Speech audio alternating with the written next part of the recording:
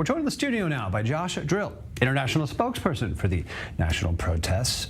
Josh, thanks for being with us, and it's the first time we've gotten to you here in this whole saga, so I appreciate you being with us, especially today. I know there's other places for you to be. So thanks for joining. Look, I want to talk about the nature of the level of organization behind this movement. Jump right into it. I mean, it seems to have galvanized over the months. This thing hasn't fizzled out at all.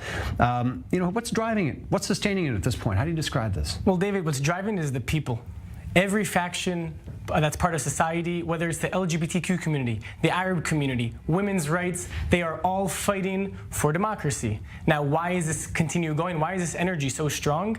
It's because different groups within Israel understand that the judicial overhaul has serious consequences for their rights and for their equality. That's why today's Disruption Day, we called it not just Disruption Day, but Equality Day.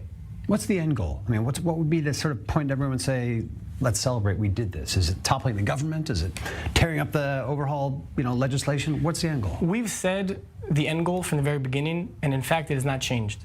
What we demand is a complete shelving of the judicial overhaul.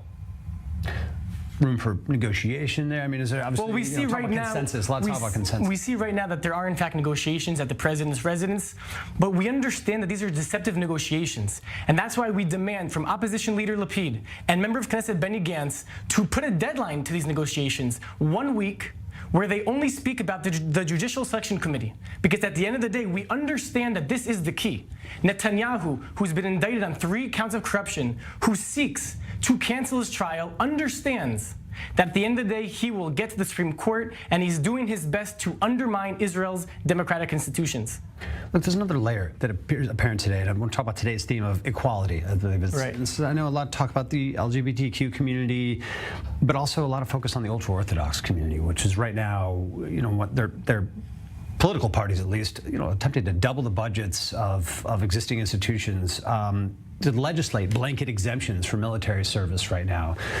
Is this movement emerging also taking on these perceived inequalities? Is this becoming, I don't even want to say a sub-theme, but one of the themes of the protest movement? Well, listen, just today, the brothers in arms, reservists, brothers and sisters in arms, protested in Kdumim, outside of Betzalel Smotrich's house, in Bnei Brak, outside the recruitment office, and in fact, outside Ben Gvir's house in Kiryat Arba. Yeah. Now, what are they saying? It does not make sense that one part of the society needs to enlist into the IDF while other factions in society do not. This is not equality. Just a couple weeks ago, the ministers of the government were starting to call themselves Ezrachim Sug Bet, B-list citizens. There are B-list citizens. The LGBTQ community who cannot get married legally. Reservists who have to serve in the army and serve in the reserves for decades, while there are those that are not even working for free. This is and this is not against the ultra-Orthodox community. Sure. We want to help. We want to help integrate them. The people that are stopping the further integration of these factions of society are Netanyahu and the Haredi leadership. Netanyahu, who will do anything to cancel his trial, is even willing to, by law, excuse the ultra-Orthodox from IDF service forever. Look, what do you say to those who are, criticizing what they see today? The country's under attack. We've got terrorist attacks, one today already. Obviously, the threats all around right now, tying up hundreds, if not thousands, of police officers, again, for a protest movement. What do you say to that criticism? If Prime Minister Netanyahu thinks that the protests are going to stop if there is a war in Gaza, he's incorrect. These protests will continue every single week until the judicial overhaul is completely shelved.